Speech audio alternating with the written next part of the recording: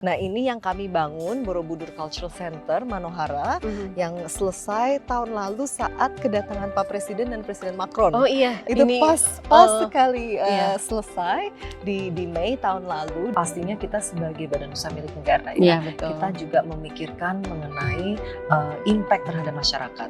Public service, pelayanan publik ini kita harus meningkat signifikan, memberikan pelayanan publik yang baik, tapi juga social economic impact terhadap masyarakat sekitar di tempat kita berkarya. Bu, terkait sama aviasi ini nggak usah jauh-jauh, pasti targetnya minimal Canggih dulu deh. Iya, betul. Targetnya cukup tinggi tuh. Iya. Tapi menyaingi Canggih kan juga PR besar PR gitu. besar, Itu betul. strateginya apa kira-kira? Iya. Jadi memang kalau kita tadi beberapa benchmarking yang kami lakukan, jadi saat ini Soekarno-Hatta ini sudah di top 20 airport. Kita ingin dalam 3 tahun ke depan kita masuk ke top 10. Oke Bu Maya, ini kalau cerita ini perjalanan panjang banget. Iya. Saya mau tanya dalam satu kata, lebih banyak suka, satu kalimat sih sebenarnya, lebih banyak sukanya atau dukanya? Karena di Injourney ini kami semua bekerja, kami memiliki DNA Living Legacy. Kami ingin meninggalkan legacy yang terbaik untuk bangsa, untuk negara, untuk masyarakat, dan juga untuk generasi mendatang. Kita ingin generasi mendatang masih bisa menikmati candi yang luar biasa ini untuk 100 tahun ke depan.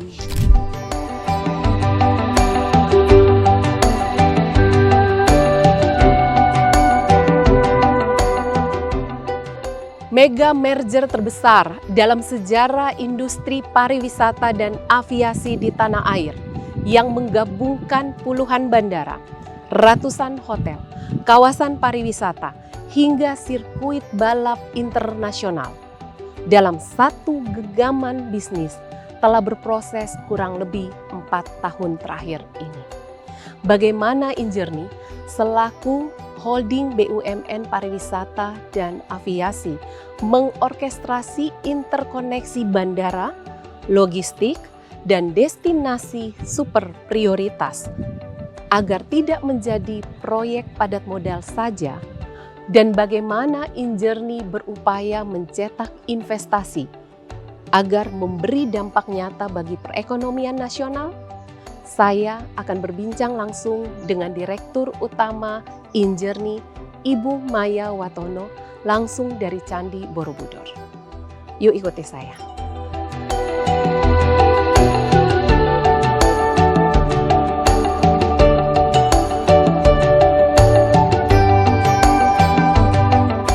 Halo Bu.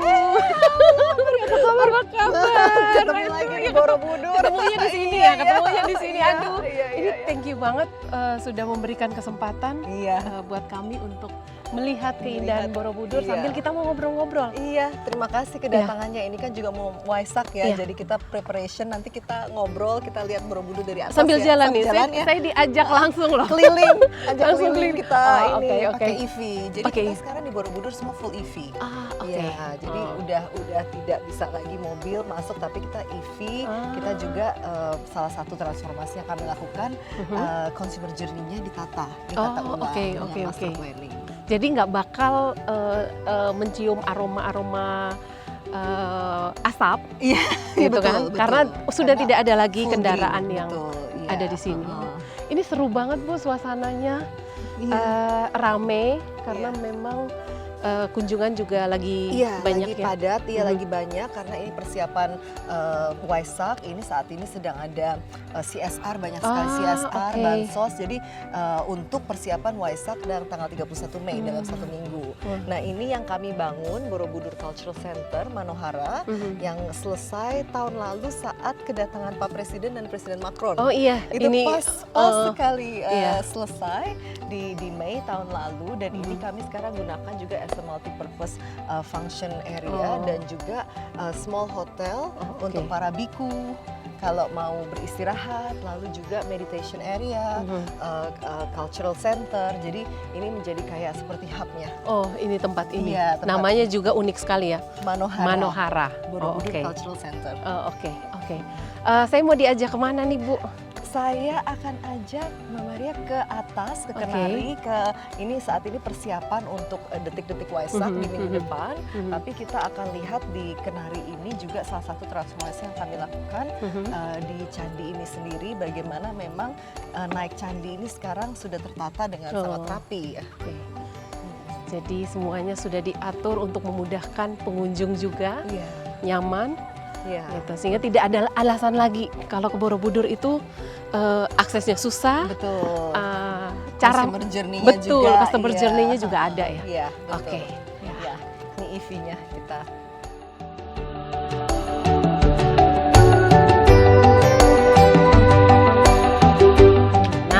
Seru banget nih. Nih Ibu, saya mau sekalian ngajak Bu Maya untuk ngobrol-ngobrol karena kan kita tahu bahwa proses transformasi mega merger ini juga sudah jalan kurang lebih 4 tahun ya. 4 tahun, mau masuk betul. tahun kelima. Nah, saya ingin tahu progres ini seperti apa.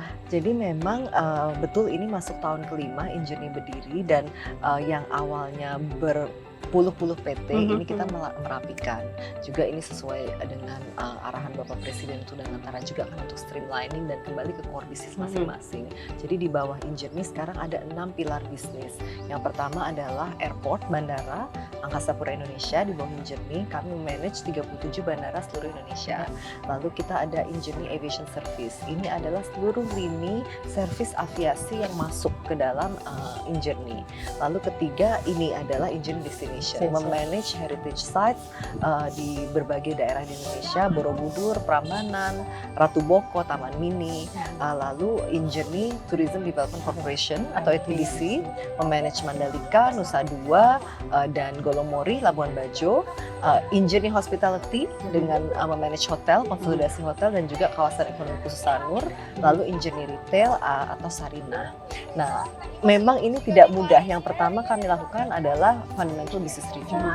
Fundamental business review ini harus dilakukan karena dengan itu kita mengerti strategi bisnis ke depan seperti apa.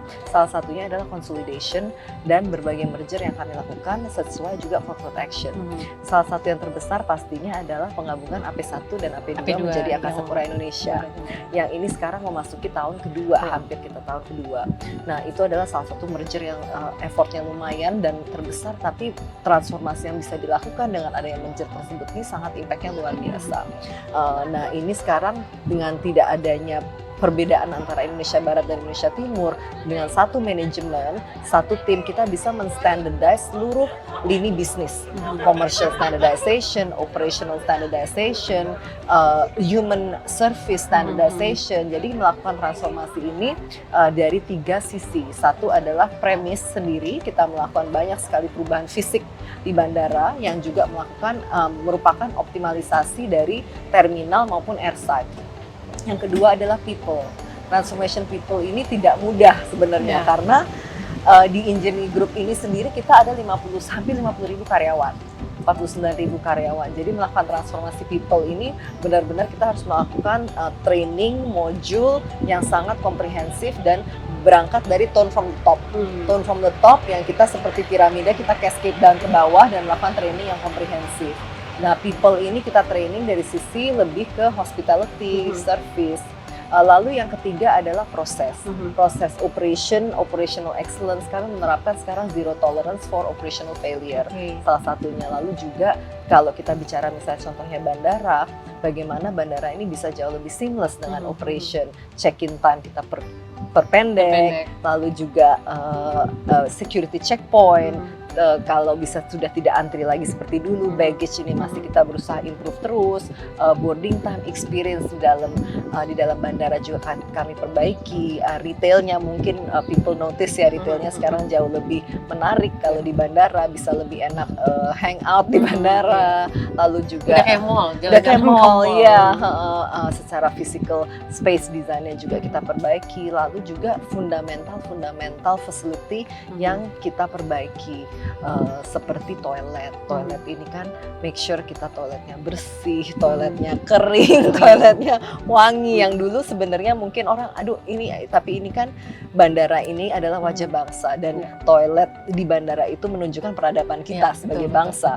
Jadi itu memang fundamental seperti itu yang kita perbaiki. AC kita make sure dingin, tidak bau rokok, nyaman. Jadi brilliant basic itu yang kita terapkan.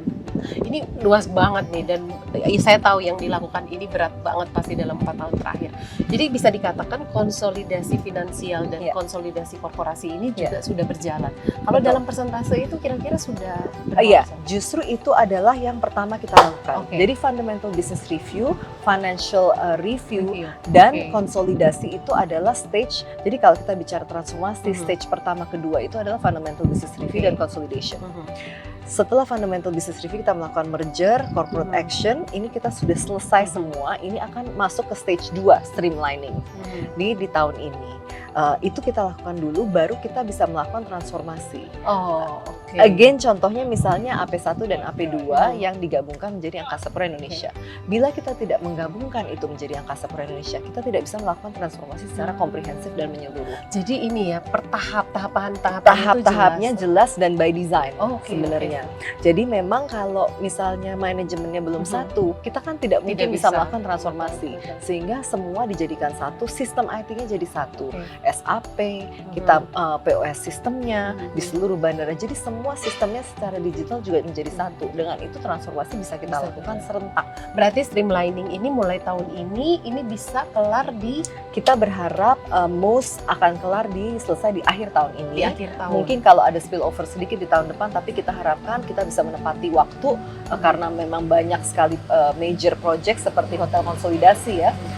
Ini kami harapkan bisa selesai di akhir tahun ini. Berarti kalau setelah streamlining ini selesai di akhir tahun ini, baru kemudian transformasi itu bisa stage kedua. Jadi stage pertama yang Angkasa Pura Indonesia sudah berjalan, terutama di Soekarno-Hatta dan Igusti Ngurah Rai. Kami akan melanjutkan di major airport lainnya di Surabaya, Makassar, Kuala Namu. Jadi kita berangkat dari yang terbesar dulu penumpangnya, lalu kita mulai masuk ke transformasi hotel. Destinasi ini transformasinya sudah berjalan. Jadi kita mulai stages dengan setelah adanya consolidation and ini.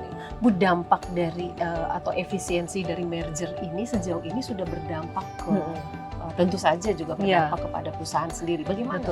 Betul. Pastinya kita ingin memberikan value creation dari adanya merger, consolidation, dan streamlining ini. Tapi juga pastinya kita sebagai badan usaha milik negara kita juga memikirkan mengenai impact terhadap masyarakat. Public service, pelayanan publik ini kita harus meningkat signifikan, memberikan pelayanan publik yang baik, tapi juga social economic impact terhadap masyarakat sekitar di tempat kita berkarya, kami berkarya. Nah itu sangat kami kedepankan. Jadi tidak hanya value creation secara profitability, karena dari efisiensi ini pasti kami dapatkan, tapi juga kita memikirkan kesejahteraan karyawan, lalu juga memikirkan juga social economic impact. Jadi ada menjaga antara value creation dan juga role kami sebagai agent of development for the nation untuk Indonesia. Nah, kita udah sampai di Borobudur. Ini ada persiapan Waisak untuk minggu depan, tapi kita bisa berjalan-jalan di sekitar perimeter Borobudur. Kita sambil ngobrol lanjut. Ini seru banget soalnya ngomongin mega merger ini nggak pernah ada habisnya, karena saya dari yang saya tahu ini kan mega merger terbesar yang pernah kita cetak dalam industri pariwisata dan aviasi di tanah air ya. Dengan holdingisasi ini dengan holdingisasi ini memang ini dan tidak ada blueprint yang sebelumnya belum pernah dilakukan. Nah, makanya pingin tahu juga gimana sih kemudian, karena tidak ada blueprint, tidak ada acuan, apa kemudian yang dipakai. Tapi jangan jawab dulu. Karena kita kesana kita lanjut sana. Kita ngobrol dulu.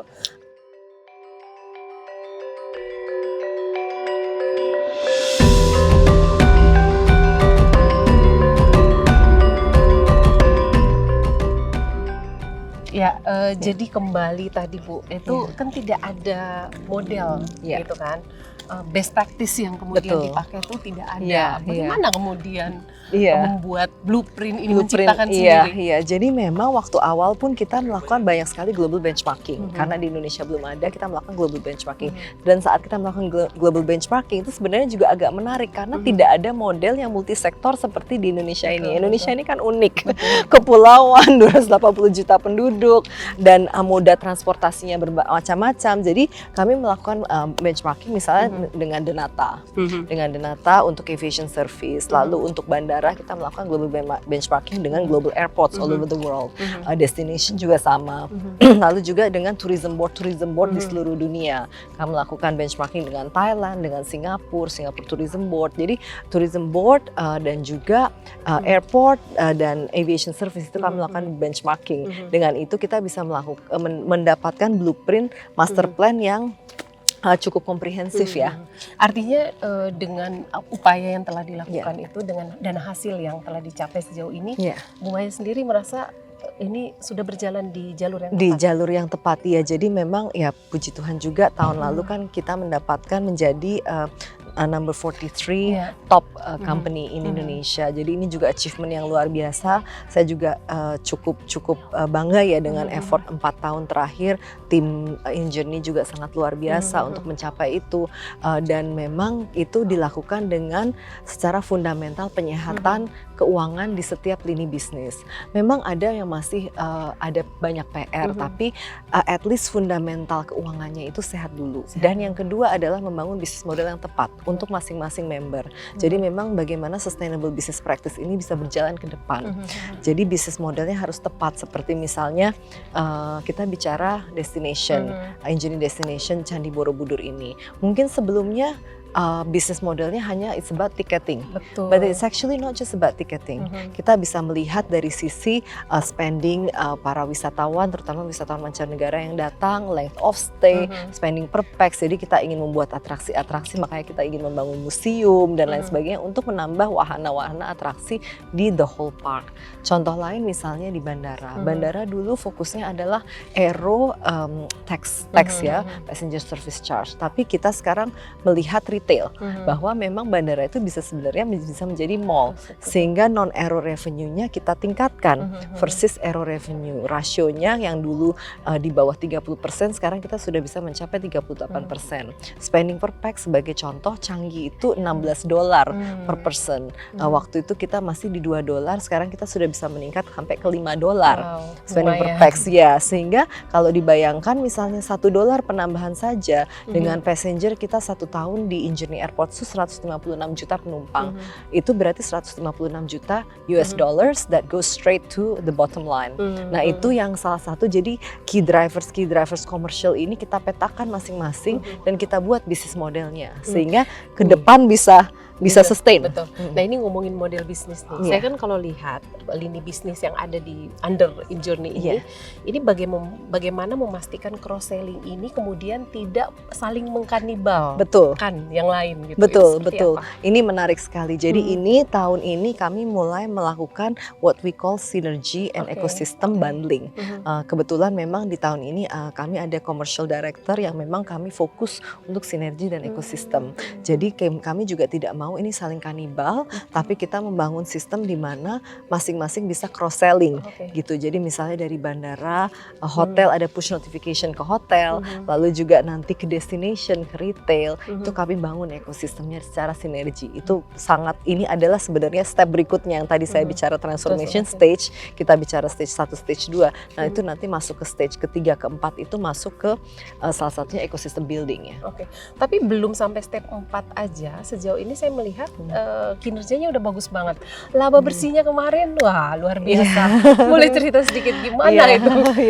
Jadi memang untuk laba bersih, kalau acuan saya sebenarnya kita harus berangkat dari laba bersih organik ya. Karena memang kan ada beberapa corporate action yang menghasilkan one off ya. Ini kita tidak bisa anggap bahwa itu akan menjadi acuan untuk sustainable ke depan karena ini adalah one off. Tapi dari laba bersih yang secara organik growth-nya ini cukup signifikan. Growth-nya bisa di angka double digit untuk organic growth. Nah, organic growth ini kita petakan lagi seperti tadi yang saya sampaikan bahwa organic growth ini key driversnya dari mana? Bandara itu key drivers organic growth adalah peningkatan retail, peningkatan non-aero revenue, spending per pax, bagaimana orang kalau bisa nyaman di airport, operation prosesnya cepat, dia akan spending, mungkin beli kopi lebih banyak, belanja, makan dan lain sebagainya. Itu akan mendrive non-aero revenue. Itu dari sisi airport. Dari sisi destination, salah satu contohnya di Prambanan sekarang. Kita teater pentas kita Ramayana Ballet ini salah satu driver revenue terbesar. Bukan tiket. Kalau dulu hanya tiket, orang datang tiket masuk Prambanan, tapi sekarang ingin nonton teater pentas. Jadi kita bisa membuat misalnya world class performance yang nanti akan regularly seperti Cirque du Soleil gitu kan, yang memang orang datang tapi memang premium, dan kami akan membangun F&B di seluruh Prambanan. Jadi hampir di setiap lini bisnis kita memetakan key driversnya sehingga bisa membangun bisnis model yang sustainable.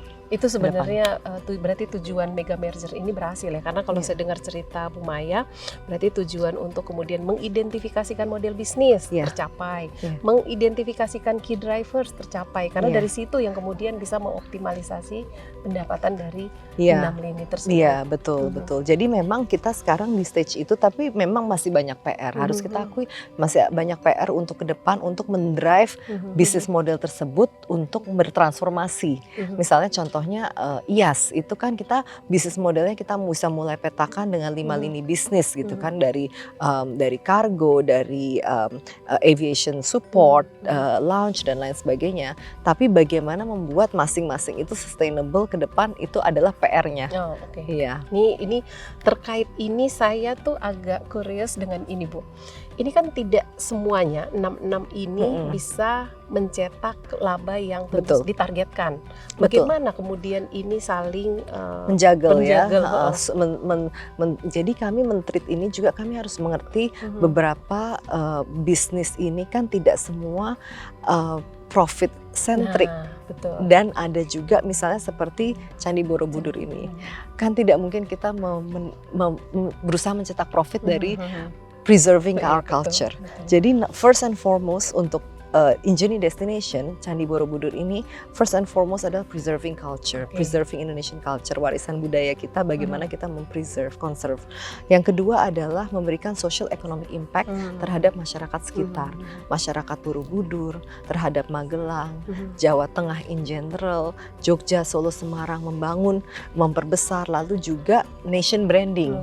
Jadi KPI-nya berbeda kalau Injourney Destination. Jadi saat kita bicara mendrive profit kita akan melihat ke airport bagaimana mendrive revenue growth yang tadi saya bilang 156 juta US dollar straight to the bottom line. Tapi saat kita bicara Injourney Destination, on the opposite, we're talking about elevating and preserving our culture. Jadi agak berbeda. Nah, ini kita harus menjaga antara value creation, profitability, accountability, maupun agent of development. Role kami sebagai BUMN, sebagai agent of development dan public service kepada masyarakat Indonesia. Tidak mudah, tapi dengan adanya konsolidasi holdingisasi dan ini semua diatur, kita bisa melakukan capital management yang terintegrasi. Jadi kita bisa melakukan capital injection kepada members yang mungkin tidak sesehat members lain, sehingga bisa bergerak dengan lebih leluasa. Lalu juga setelah bisnis modelnya rapi, bisa sustain, kita juga bisa melakukan tadi cross selling, bundling. Jadi tumbuh bareng lah ya, tidak kemudian satu meninggalkan yang lain atau satu dipaksa untuk seperti yang lain. Iya, betul. Kita jalan-jalan lagi Bu, sambil saya mau menggali lebih dalam terkait dengan pariwisata. Saya punya banyak pertanyaan. Oke.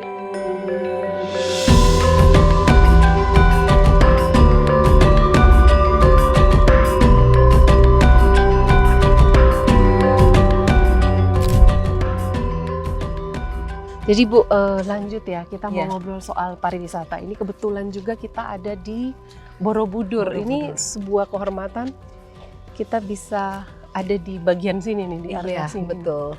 Nah, kalau cerita soal pariwisata sebenarnya progres apa yang sudah terjadi sejauh ini? Ya, karena kami mengelola berbagai aset pariwisata, memang yang kami lakukan adalah pastinya melakukan master planning dulu. Sehingga kita tahu bahwa ke depan memang ini adalah blueprint yang dikerjakan untuk Borobudur. Jadi Borobudur ini kami tata ulang, entrance, exit. Mungkin kalau Mbak Maria ingat dulu itu entrance last mile-nya Borobudur itu juga banyak Ya, kurang nyaman iya, ya. betul. Nah, ini kami membuat Kampung Seni Borobudur sehingga entrance exit-nya dari Kampung Seni Borobudur di mana para UMKM kami pindah dan pastinya kami juga melakukan pelatihan dan memberikan tempat yang layak dan sehingga journey untuk wisatawan ini bisa baik.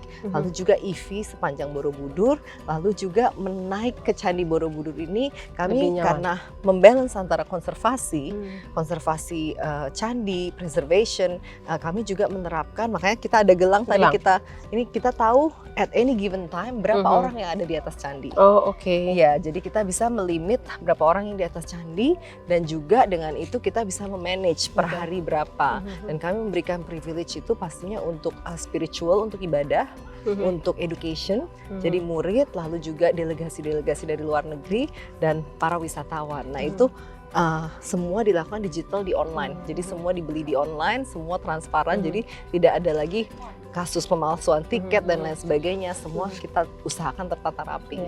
Ini juga supaya nggak masif ya tadi ya pengaturan seperti itu. Karena tadi ini nyambung sama apa yang Bu Maya sampaikan sebelumnya. Ada peran agent of development. Nah, ini yang ada di Borobudur juga. Borobudur, betul. Kalau kita bicara profitability, nanti akan tiketnya dijual masif dan jual mungkin jual masif, tidak memberikan education mengenai bangsa Indonesia. Sedangkan ini warisan budaya. Kita harus memberikan knowledge yang terbaik untuk masyarakat Indonesia maupun mancanegara. Bu, kalau ngomong soal pariwisata ya secara umum, karena kan kalau bicara InJourney ini ada pariwisata, ada aviasi. Nah, untuk pariwisata ini saya juga tahu bahwa sekarang InJourney itu juga menggenjot investasi ya besar-besaran gitu.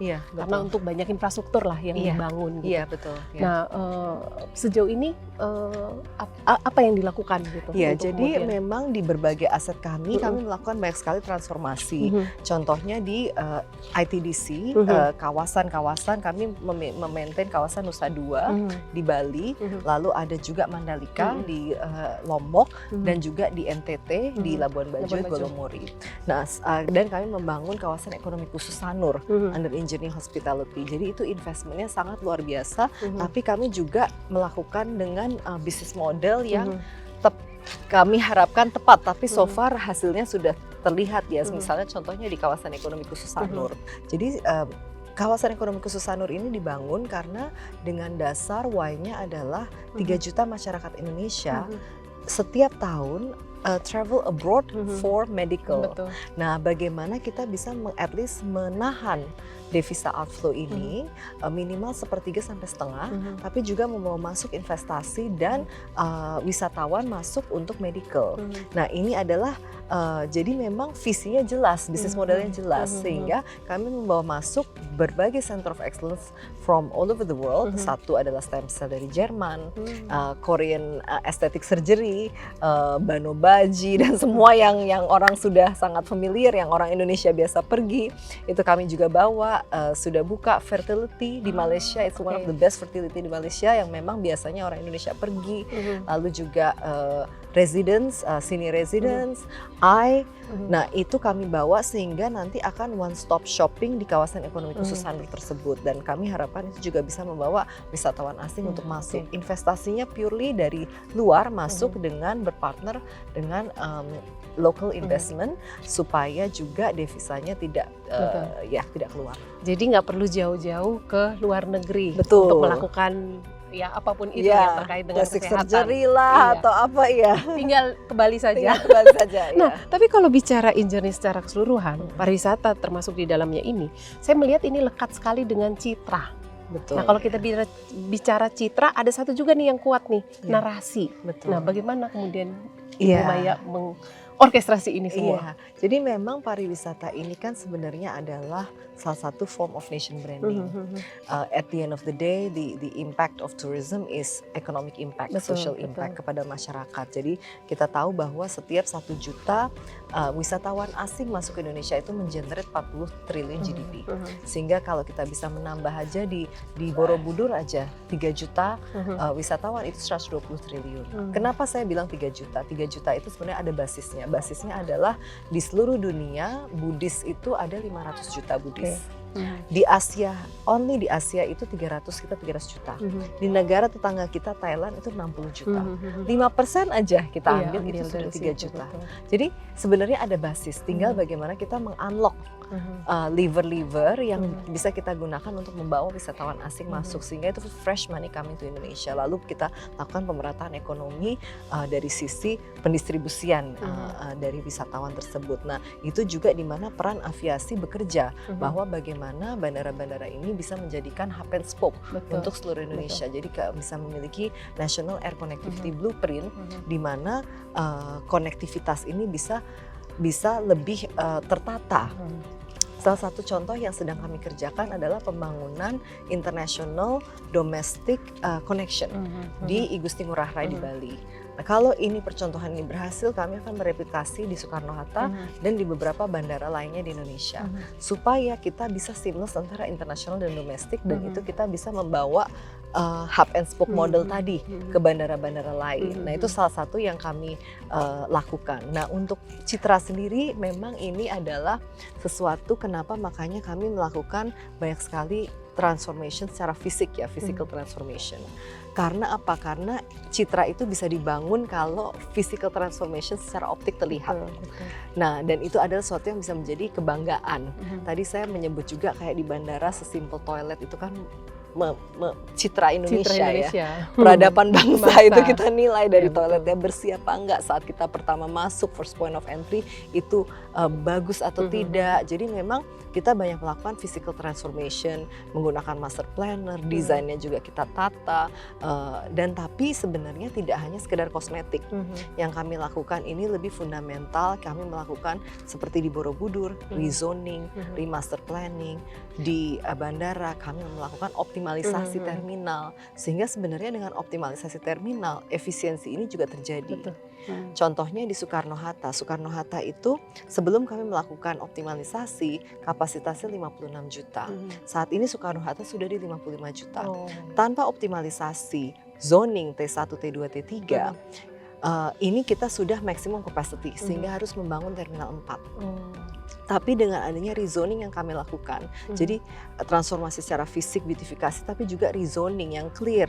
T1 itu untuk LCC, seperti T1C untuk Citylink, T3 itu untuk Garuda dan International Connectivity, T2 ada juga untuk umroh, haji. Jadi kami rezoning itu bisa menambah kapasitas sekitar 30 juta. Jadi sekarang kita bisa menampung Soekarno-Hatta itu 86 sampai 90 juta. Berarti hanya dengan rezoning aja sudah bisa menambah kapasitas. Jadi nggak perlu buru-buru bangun dulu gitu ya, rezoning dulu. Betul, gitu. Dan iya, dan seperti misalnya pembangunan Terminal 4 itu adalah penghematan sebenarnya 10 triliun. Jadi instead of pembangun Terminal 4, kita merezoning apa yang sudah kita miliki, dan itu tidak pasti cost-nya tidak seperti membangun terminal baru. Walaupun memang banyak sekali hal-hal yang kami harus perbaiki ya juga ya. Nah, ini yang memang sekarang sedang on progress gitu, karena tidak semudah itu. Ini kan kita bicara kalau membangun sesuatu itu kan greenfield. Ini adalah brownfield yang kami perbaiki. Betul. Jadi memang tidak semudah itu sebenarnya, tapi itu yang sedang kami lakukan. Tapi rencana untuk membangun Terminal 4 itu saat ini tidak, karena kapasitas di Soekarno-Hatta cukup mencukupi. Hanya dengan rezoning. Hanya dengan rezoning. Tapi juga kita harus memikirkan airside. Jadi rezoning itu dilakukan tidak hanya di dalam terminal, tapi juga di airside. Bu, terkait sama aviasi ini nggak usah jauh-jauh, pasti targetnya minimal Changi dulu deh. Iya, betul. Targetnya cukup tinggi, tapi iya. Tapi menyaingi Changi kan juga PR besar. PR gitu. besar, itu betul. Strateginya apa kira-kira? Iya. Jadi memang kalau kita tadi beberapa benchmarking yang kami lakukan, jadi saat ini Soekarno-Hatta ini sudah di top 20 airport. Kita ingin dalam 3 tahun ke depan kita masuk ke top 10. Kalau menyaingi Changi, Hamad, Changi itu sudah di top 3 ya.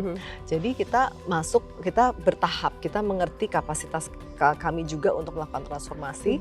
Jadi harapan saya di tahun 2027 Skytrax kita bisa mendapatkan 5-star airport.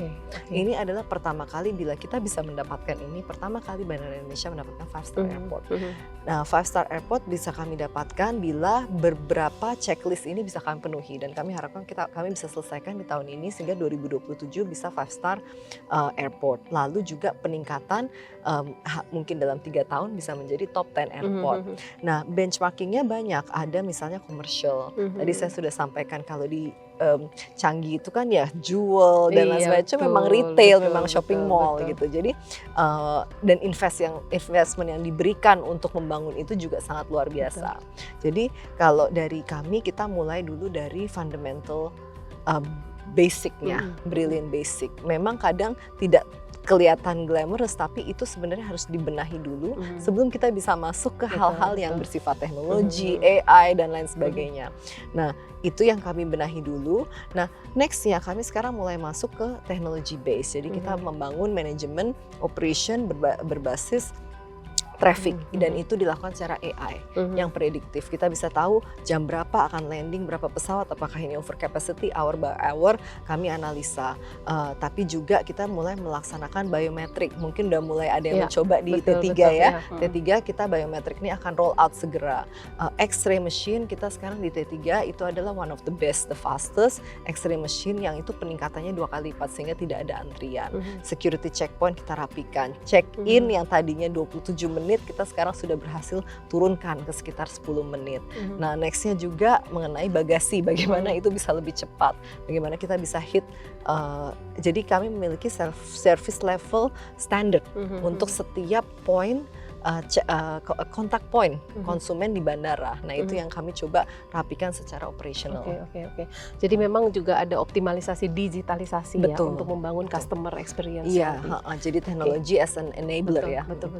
Nah, terakhir nih Bu, ini masih terkait aviasi, tapi ini bukan berarti obrolan kita berakhir di sini, karena setelah ini saya mau ngajak Ibu ngopi-ngopi dulu, ngobrol-ngobrol lagi. Tapi saya ingin tanya, kita ngomongin keluar ya, ini kita membangun industri aviasi kan salah satu tujuannya membangun citra keluar supaya menjadi pemain yang hebat di pasar global gitu. Tapi kalau kita lihat ke dalam, salah satu problemnya juga bagaimana mengkoneksikan. Ya, karena kita tahu kayaknya negara kepulauan besar sekali. Kayaknya saya pengalaman pribadi lebih mudah ke luar negeri ketimbang ke kampung halaman saya gitu, karena tiketnya jauh lebih mahal. Nah, itu gimana itu? Ini memang suatu isu yang sangat kompleks ya, dan ini butuh memang kolaborasi. Gotong royong dari banyak sekali kementerian dan lembaga.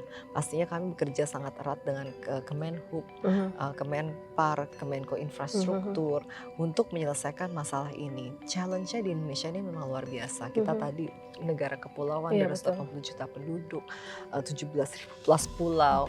Kalau kita bicara Singapura itu besarnya even smaller than Pulau Samosir di tengah Danau Toba. Betul. Jadi kalau kita memberikan komparasi dengan Singapura yang memang satu pulau kecil dan itu adalah hub, itu agak sulit. Kita challenge-nya secara geografi sangat besar.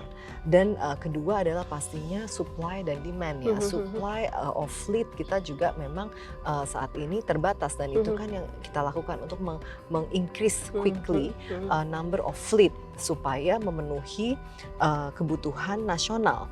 Karena selama supply and demand tidak match, teori of economy apapun juga pasti harga akan mahal. Jadi ini yang juga harus kita bridge. Jadi memang ada beberapa isu yang harus diselesaikan bersama-sama. Nah, ini pastinya dari kementerian lembaga yang terkait, pemerintah, kita semua memikirkan bagaimana ini juga bisa menjadi lebih baik ya solusinya. Dan juga tadi saya menyebutkan Air Connectivity Blueprint yang kami develop di bandara untuk mengenai hub and spoke. Tapi selain Air Connectivity Blueprint, sebenarnya dengan Kementerian Perhubungan juga kami sangat erat, kita harus melihat juga intermoda. Intermoda misalnya antara udara, laut, dan darat. Darat pun kan kita bicara tol maupun kereta misalnya. Bagaimana ini semua interconnected sehingga kita tidak bekerja secara silo dan tidak tumpang tindih kanibalisme. At the end of the day, the whole blueprint has got to be integrated. Jadi seperti kalau kita bicara di Jepang, TOD-nya kan sangat luar biasa.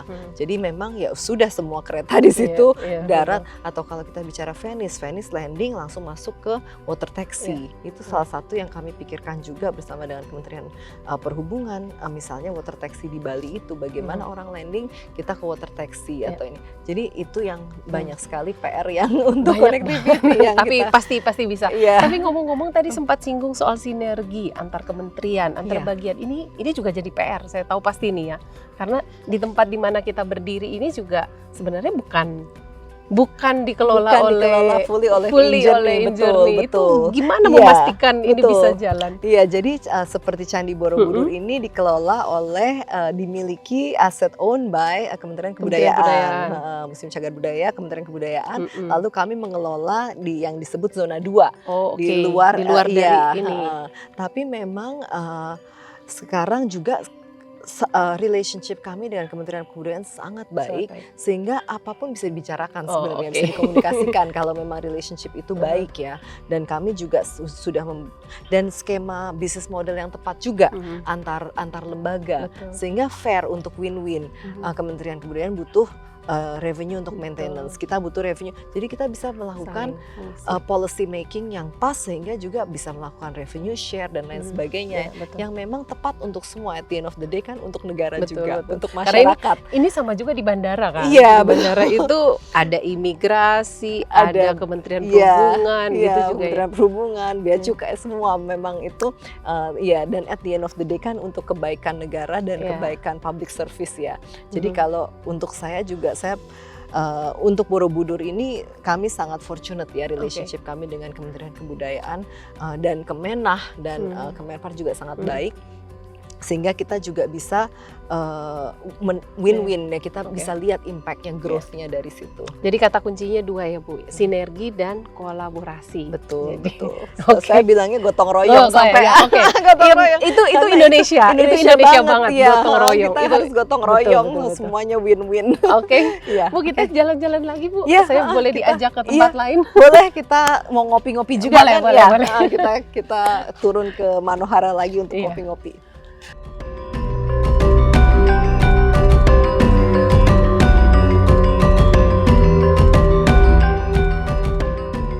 Luar biasa banget, cantik banget Bu. Iya, cantik banget ya Borobudur, mahakarya, benar-benar warisan budaya Indonesia. Ini kayak kita duduk di sini, kita cuman bisa terdiam. Iya. Terdiam memandang kemegahan, kebesaran mahakarya. Luar biasa. Ini saya senang sekali loh Bu. Ini saya diajak jalan keliling-keliling Borobudur sampai tidak terasa hari sudah gelap. Karena tadi kan kita di atas, kita sempat jalan-jalan ke Borobudur, ngobrol sampai di tingkat pertama ya, di Borobudur. Terus kita turun, saya diajak keliling-keliling untuk melihat, dan memang udah berubah banget yang kita saksikan di Borobudur ini. Dan sekarang akhirnya berakhirlah di sini sambil menikmati kemegahan dari Borobudur. Saya mau lanjutkan cerita-cerita nih, boleh Bu ya? Boleh. Masih boleh? Masih boleh. Sambil minum kopi. Sama makan pisang goreng. Nah, makan Borobudur di sini. Pisang goreng Borobudur. Jadi kalau yang nonton, kalau pengen pisang goreng Borobudur bisa sambil menikmati keindahan Borobudur, silakan datang ke sini, sekalian promo. Oke Bu Maya, ini kalau cerita ini perjalanan panjang banget. Saya mau tanya dalam satu kata. Lebih banyak suka, satu kalimat sih sebenarnya, lebih banyak sukanya atau dukanya? Waduh, saya rasa dalam setiap pekerjaan kita pasti ada suka, ada duka ya, pasti ada challenge, ada isu. Tapi kalau di Injourney, saya merasa rewardnya jauh lebih besar daripada challenge yang ataupun duka yang dirasakan. Karena menurut saya memang, karena di Injourney ini kami semua bekerja, kami memiliki DNA living legacy. Kami ingin meninggalkan legacy yang terbaik untuk bangsa, untuk negara, untuk masyarakat, dan juga untuk generasi mendatang. Kita ingin generasi mendatang masih bisa menikmati candi yang luar biasa ini untuk 100 tahun ke depan. Jadi kami sangat bangga bisa mempreserve Indonesian culture dan juga mengelevate aset-aset ini menjadi bisa tidak hanya dinikmati di Indonesia tapi mendunia. Sehingga kalau kita bilang dukanya pasti ada, tapi sukanya juga sangat banyak, dan itu pasti datang dari reward dari apa achievement yang telah bisa kami rasakan dan kami kerjakan kerjakan ya, karya kami ya. Berarti Bu Maya kan udah 4,5 tahun ya? Iya, 4,5 tahun. Berarti 4,5 tahun ini minimal ya merasa paling nggak sudah terbayarkan apa yang dilakukan. Iya, betul. Karena sejumlah catatan positif yang kita tahu sudah ditorehkan oleh Injourney ya Bu. Iya. Kan? Iya. Jadi memang biasa. Itu yang membuat setelah kita bisa melihat benefitnya ini kan biasanya 1-2 tahun awal itu pasti hard work fundamental ya. Nah begitu tahun ketiga, tahun keempat kan kita baru bisa melihat hasil karyanya ini membuahkan hasil. Dan saya yakin kalau ini diteruskan 5-10 tahun ke depan ini pasti hasilnya akan jauh lebih besar lagi impactnya. Luar biasa. Bu Maya, ini kan industri yang boleh dibilang male dominated ya. Yeah. Terus Ibu ada di situ. Dan sebagai perempuan termuda, belum ada yang kayaknya, belum ada, baru Bu Maya nih yang jadi perempuan termuda di BUMN saat ini. Betul. Terus wanita, perempuan, terus apalagi banyak nih sebenarnya catatan yang ditorehkan oleh, dan pro hire tentu saja kan saya tahu pro hire gitu. Nah, bagaimana Ibu berada atau nyaman di tengah industri yang didominasi oleh para pria? Para pria, iya betul. Kalau kita bicara aviasi, ini memang very male dominated industry. BOD saya di Angkasa Pura Indonesia all male. di IAS juga majority male, karyawan juga majority male. Dan kami berusaha, saya as a leader ini saya harus memberikan visi yang clear ya.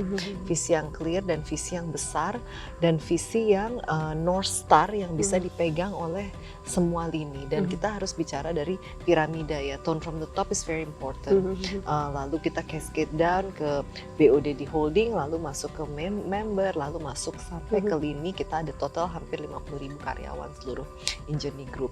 Jadi bagaimana kita bisa memberikan visi yang clear, DNA yang clear yang tadi saya sampaikan, leaving legacy. Jadi everybody knows when they wake up in the morning, we working towards meninggalkan legacy yang terbaik untuk Indonesia. Nah, saya juga selalu bilang kepada teman-teman BOD, BOC juga, lalu juga para leaders di Injourney bahwa kita harus stubborn with the vision, but flexible with the execution. Kalau kita mulai depart dari visi, depart dari master plan yang sudah kita buat ataupun strategic plan yang sudah kita buat, ini akan mulai kita bekerja tidak komprehensif dan partial tidak konsisten dengan apa yang sudah kita tetapkan. Jadi kita harus stubborn with the vision. Saat kita melakukan eksekusi pasti harus agile, pasti akan ada perubahan sana sini, it's okay. Tapi kita stubborn with the vision. Dan juga saya tekankan 3 hal yang saya minta dari semua adalah, nomor 1 adalah we have to hard work ya, hard work. Number 2 adalah bekerja dengan integritas. Nomor 3 adalah bekerja dengan loyalitas. Tapi loyalitas itu bukan berarti loyalitas terhadap saya, tapi terhadap visi perusahaan, terhadap visi Injourney ke depan. Jadi memang kita loyalitas itu yang membawa kita supaya kita stick dengan visi yang ada. Betul. Ya, itu yang menurut saya kalau kita bekerja being female, young female, it's not easy. Tapi kalau kita bekerja dengan pure intention, good vision, saya rasa people will feel that authenticity, that authentic leadership ya. Nah itu menurut saya, whatever age you are, whatever gender you are, when people can feel that authenticity bahwa memang intentionnya pure, saya rasa most people will follow. Jadi bukan soal umur, ya. Yeah. Bukan. Bu, nakoda utamanya perempuan. Di bawah Ibu ada 6 lini, 3-nya perempuan. Betul. 3-nya laki-laki. Berarti 4 dalam ekosistem ini ada 4 perempuan di rootnya. Keren sekali Bu. Tapi apakah memang urusan ini kan tadi seperti kita ngobrol, urusan ini kan jauh dekat dengan urusan citra. Apa citra itu memang ini ya, sense untuk merasakan citra itu ada di perempuan atau seperti apa kalau pengalaman Bu Maya Iya. 4,5 tahun ini? Mungkin kebetulan karena kita di lini aviasi dan pariwisata. Jadi aviasi itu biasanya male dominated. Jadi untuk di Rut Angkasa Pura Indonesia, Pak Rizal male, lalu engineer aviation service male. Nah, yang hospitality memang perempuan, destination perempuan, retail perempuan.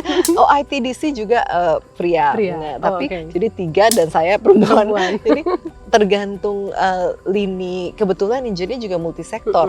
Multisektor, jadi ada dari aviasi ada sampai ke hospitality. Jadi tergantung mana yang memang cocok aja. Dan saya biasa juga saat memilih leader, saya juga tidak melihat apakah harus of course kita percaya of gender empowerment ya, women empowerment. Kita juga make sure bahwa our ratio of women, terutama women leader juga terjaga. Tapi sebenarnya kan ini lebih kompetensi ya. Who is the right person for the job. Jadi kebetulan memang terbaginya seperti itu. Dan sesuai dengan sektor-sektornya masing-masing. Jadi terkesan InJourney ini didominasi, di Rutnya didominasi oleh perempuan. Iya seperti itu. Nah, Bu Maya, kalau filosofi hidup Bu Maya tuh apa sih yang membentuk seorang Bu Maya sampai seperti ini? Filosofi hidup saya, filosofi hidup sebenarnya sangat tied in dengan purpose ya kalau saya. Jadi living legacy itu buat saya juga sesuatu yang sangat fundamental untuk saya, North Star saya dalam bekerja. Menurut saya kalau kita bekerja itu harus punya purpose, hidup juga harus punya purpose. Dan menurut saya pribadi sangat ingin memajukan Indonesia, terutama di sektor aviasi dan pariwisata.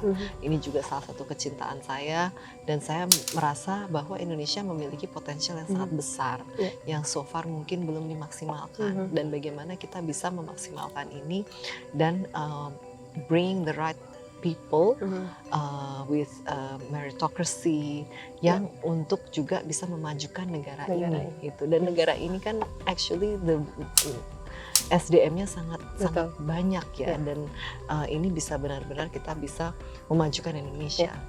Emang siapa tokoh yang diidolakan oleh seorang Bu Maya? Dalam atau luar negeri lah? Dalam atau luar negeri, saya sangat saya actually sangat dengan female leader ya. Saya juga sangat admire female leader maupun leader-leader yang berani merubah paradigma, mendobrak paradigma across history. Itu saya sangat admire someone like Mahatma Gandhi, Mother Teresa. Maksudnya memang yang bisa merubah history, the course of history, dan berani juga step up untuk membuat perubahan ya, dengan cara yang harus memang elegan, cara yang memang kita juga mengerti situasi dan kondisi, bukan artinya kita mendobrak for the sake of kita ingin mendobrak ya, tapi kita bisa memberikan perubahan dengan apa yang kita situasi dan kondisi yang ada ya. Buku favorit Bu Maya tuh apa sih, Bu? Saya saat ini sedang membaca mengenai authentic leadership. Makanya tadi saya ini dari Harvard Business Review. Dari Harvard Business Review saya sedang membaca authentic leadership. Tapi kalau sebenarnya saya suka fiction juga, karena kadang kalau capek kan kita nggak pengen baca mengimbangi. Saya suka buku filosofi, buku fiction. Saya baru-baru ini selesai buku Tuesdays with Morris. Tuesday. Nanti saya masukkan dalam list saya. Tuesdays with Morris itu tentang profesor yang filosofi profesor yang mau meninggal. Dia tahu dia mau meninggal, dan dia meng-flashback hidup dia selama sebelum ini, dan dia setiap hari Selasa men-spend time dengan his previous student yang datang. Nah, makanya Tuesday with Morris. Nah, itu membahas banyak tentang filosofi hidup dan lain sebagainya. Saya suka ini. Nanti kita catat nih, ketika muncul tayangan ini ada bagian kirinya, biar dibaca oleh ini sobat bisnis di rumah karena Authentic Leadership, Choose Day with More. Nanti saya kasih boleh. buku yang saya sudah baca. Jadi Bu Maya ada pesan untuk generasi muda. Generasi muda dulu deh, nanti generasi baru pesan untuk muda, perempuan. Baru nanti generasi perempuan. Mungkin kalau untuk generasi muda, pesan saya, nothing is instant. Kadang kita mungkin merasa, mungkin dengan sekarang social media dan lain sebagainya, apa yang ditampilkan di social media itu kan banyak hal yang indah-indahnya. But what you do in the dark is what makes the hard work. It what makes the achievement. Jadi nothing itu instan. Nah itu memang harus dijalani. Mungkin generasi muda sekarang supaya tahu untuk bahwa memang itu harus dijalani dan bersabar ya. Dan hard work itu memang harus dijalani. Karena proses. Kayak proses transformasi, let's say even in journey ini kan tidak bisa semudah membalikan sebelah tangan. Harus memang dilaksanakan dan disiplin melaksanakan. Itu juga sangat penting ya. Jadi ada visi, ada kesabaran, tapi juga disiplin untuk eksekusi. Nah itu mungkin pesan untuk para generasi muda ya, yang kadang kita lihat itu memang everything is so beautiful and nice in social media, tapi at the behind that, the hard work is actually what you do in the dark kan. Ini luar biasa pesannya. Kalau buat perempuan khususnya? Kalau buat perempuan mungkin gini, kalau perempuan menurut saya kadang perempuan juga punya ekspektasi untuk to be perfect. Kalau perempuan itu menurut saya kan kita sebagai perempuan memiliki multifaceted life compared to male ya. Jadi kita pasti punya banyak kuadran, ada kuadran family. Saya sebagai ibu, saya punya 3 anak. Sebagai istri, sebagai wanita karir, sebagai me as myself gitu. And at some point in time sebenarnya kita nggak bisa merasa bahwa perfect semua itu harus equally balanced, karena itu tidak mungkin. Itu tidak akan terjadi. Ada saat dimana pekerjaan akan takes more time, let's say. Then you don't have a me time. But that's okay gitu. Kalau kita berusaha harus me time, family time, kita akan gila sendiri karena kita akan berusaha itu perfect. Tapi at some point you have to pull back juga pekerjaan karena you have to spend time with your family. Itu menurut saya ya. Kadang perempuan quite hard on ourselves. Betul. On ourselves bahwa everything has to be perfect. Family has to be perfect. Anak, me time, social life, semua pengennya perfect gitu. Tapi menurut saya itu sebenarnya almost impossible to achieve. The best you can do is you juggle. You juggle itu. Dan any given time itu bisa berubah. Porsi yang untuk family atau porsi untuk pekerjaan itu pasti akan bisa berubah. Jadi I think maybe no need to strive for perfection, as long as you progress. Walaupun susah ya kadang-kadang, karena maunya perfect. Pengennya perfect gitu kan, pengennya perfect. Tapi menurut saya kita harus menyadari bahwa sebagai wanita itu tidak bisa gitu ya. Yang penting kita bisa menjuggle semua dan everything progressing on the right direction ya. Berarti ini adalah saat yang tepat karena besok hari libur. Ini saatnya kemudian main bersama anak-anak, betul ya. Seperti itu ya. Betul. Aduh Ibu seru sekali. Ini ngobrolnya udah lama banget. Ini total lebih dari 3 jam kita keliling-keliling Borobudur, ngelihat semua, menjelajahi Borobudur, diakhiri dengan pemandangan indah di belakang kita ini. Saya terima kasih banyak waktunya. Dan saya juga terima kasih banyak. Bisnis Indonesia udah 40 tahun ya. Sekarang saya dari dulu. Dari dulu baca ini sampai tahun ini 41 tahun ini 41 tahun. Jadi ya sukses terus. Sukses juga buat Ibu Maya. Karena masih terus berproses tentu saja. Karena kalau tahun ini streamlining masih ada tahapan berikutnya. Akan ada transformasi yang mungkin dimulai tahun depan.